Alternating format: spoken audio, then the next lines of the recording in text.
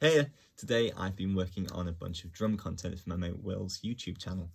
We've basically been doing a bunch of drum covers. It's been really fun to try and um, take the sound of the kind of metalcore, heavier end of music that we've been working on and try and do, I guess, think what would I do with these particular songs. So it's been cool, and I got to try a bunch of new things, some stuff that I wouldn't normally use, and some stuff that's definitely going to become part of my workflow now. So we'll go into the live room, I'll talk about a bunch of the stuff that I've done, and then we'll come into the control room again, and I'll walk through a lot of the processing choices that I've made that have been quite different after watching some Chris Algae. There's like a tracking video that he's done for Mix with the Masters, which is really cool. But yeah, I'll stop talking, let's get on with it, let's go. All right, let's talk about miking up this drum kit. So, the kit was my kind of favourite big rock recording kit, my Ludwig kick drum, the North Custom Toms, it sounds really big, and my Ludwig Black Beauty snare drum. I really loved the way the snare sounded today.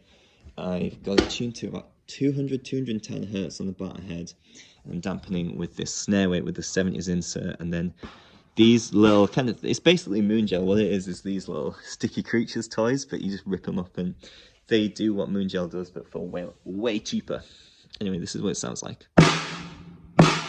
Sounds like a snare. So I think the biggest difference that I've done today to usual, and if you've seen my stuff before, you'll know that I tend to use Coles for overheads. But today I wanted to try out my Violet Design Amethyst vintage microphones. They're large diaphragm condensers, and there's a few reasons that I wanted to use them. One of the main ones was that I've not used them as overheads yet before, and I didn't have a pair of large diaphragm condensers before. I've only ever had single ones. So it's really nice to be able to experiment with them now I've got more mics. I think I also felt like it would be suitable for the genre we were going for. We're going for aggressive music that needed super fast kick. I didn't want a lot of power in the snare drum from the overhead, so I wanted to kind of focus that from the actual close mics in the rooms. And I found that these sounded absolutely fantastic. There was a little bit sizzly in the top end, really kind of balanced across the kit. I didn't do a ton on the SSL console either. I think I just boosted the top end, boosted some 8K by maybe like 4 dB, and that was it. But we'll take a look at that in a sec. So yeah, they sounded great, and of course that meant that I could use my Coles as my room microphones, and they sound so good as room mics. I want to get another pair, so just in case I ever want to have like my room mics and overheads as Coles. So positioning wise, this is something that I've been doing quite a lot recently. You have them faced straight forward, and basically just a spaced pair.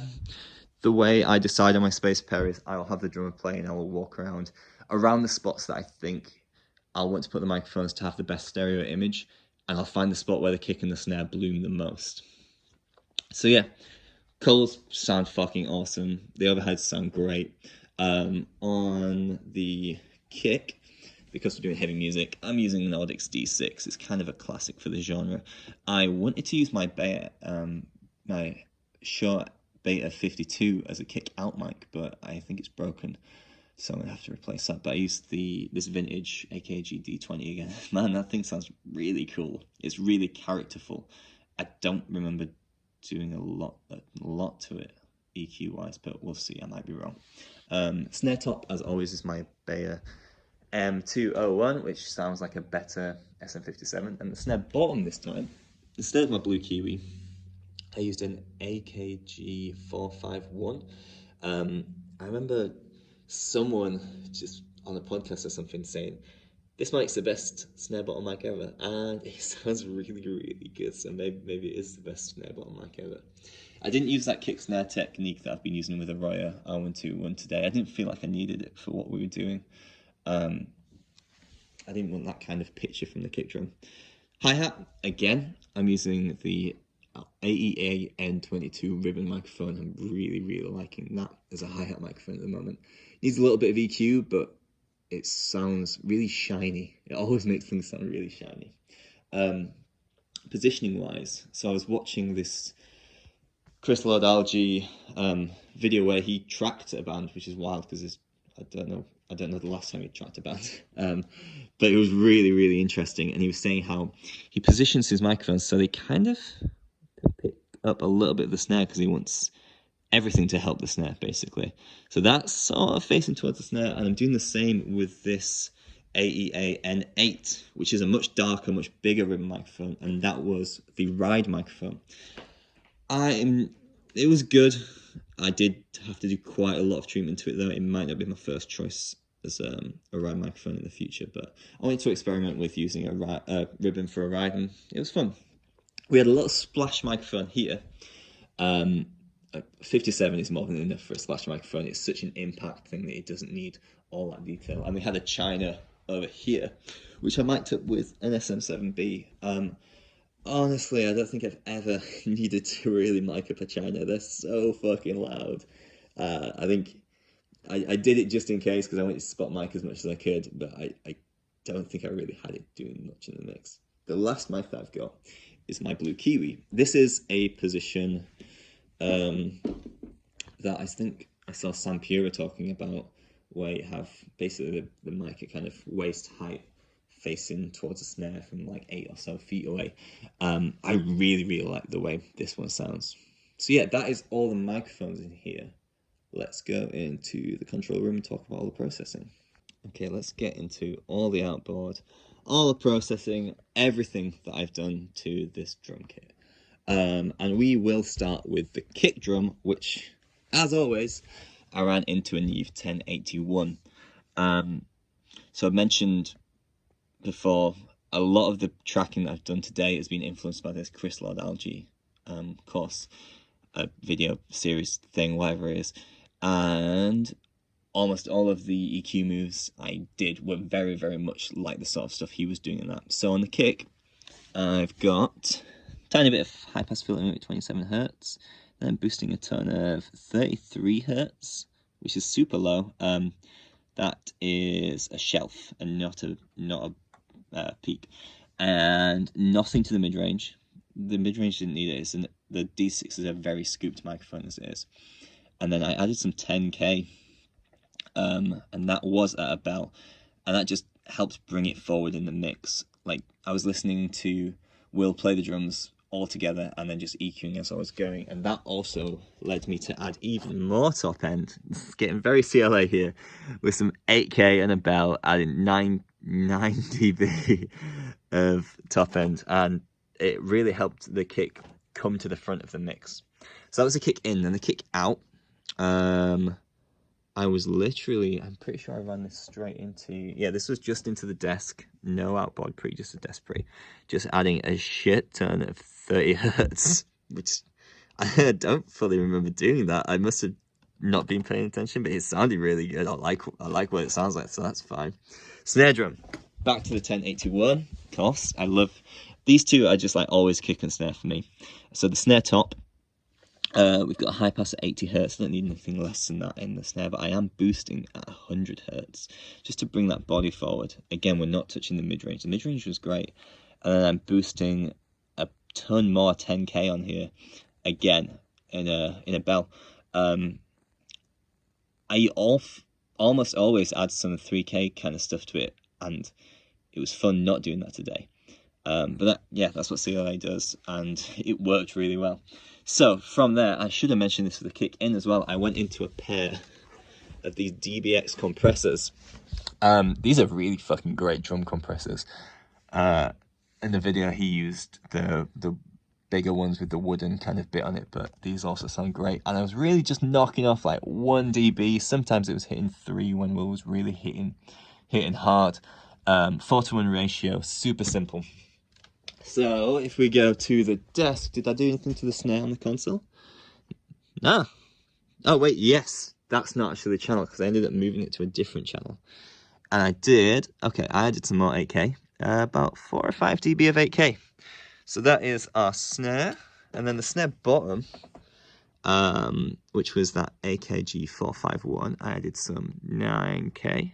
I cut out some boxiness, which I almost always do with the snare bottom. I also cut out some lower mids and did nothing to the low end, but yep, that was it for the snare bottom. The toms, let's take a look at these guys. They just went straight into the desk pre's, I believe. I'm wrong. No, they didn't. I decided to go into the Neve. These Neve 33115s. These guys. And again, it's just top and bottom. High past the racket. I think that's actually 47 hertz. Yeah, and then I boosted some 50 hertz and boosted the top end basically as far as it will go. And pretty much the same move on the floor tom as well. It's something that CLA was talking about, how he'd basically do the same moves on both toms to keep them consistent. It worked really well. But then I did add some extra top end to the rack tom. I guess I wasn't cutting out enough for me, so I did some 9K there. And I cut out a little bit of this cardboardiness at 9K, at 900 hertz, sorry. So that's the close shells. Let's take a look at the overheads. The overheads, as always, when it's the APA 512s, although next time I want to try something else that I'll talk about in a sec. And then, from then, they went into this 1178 compressor, which is something I saw Colin Britton talking about using a pair of 1176s on his overheads, and it sounded great. So now that's what I do. I really like the way it sounds.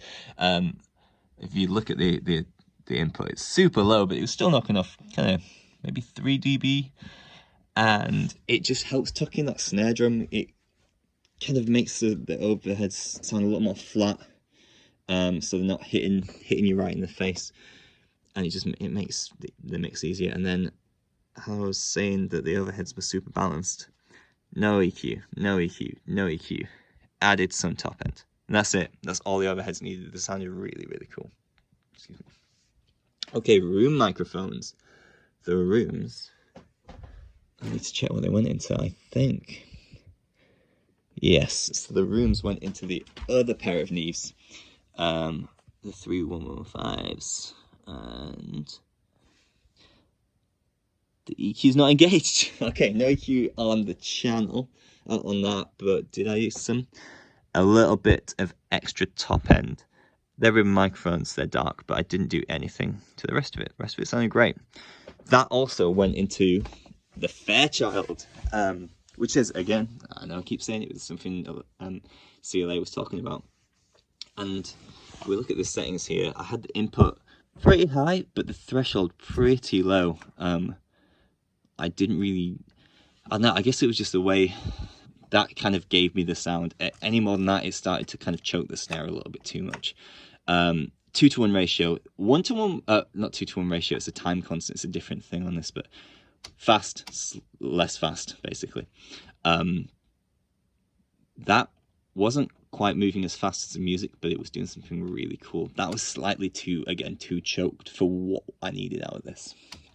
And that's my room. So overheads and rooms are done. Oh, I've got one mono. That mono room as well. Let's talk about that. So that went into this preamp, this DAX, which is actually a very clean preamp. And I want to try it for overheads next time just to see what it'd be like. But it sounded like the microphone, which is really cool. I ran from that into an LA2A. I was probably hitting 5 to 7 dB of gain reduction. I really like the LA2A on room mics, on loads of things. It's hard to describe what it does, but it makes shit sound good, basically. So that was that. Did I do any processing to this guy? No EQ at all. Didn't need it. Sounded cool.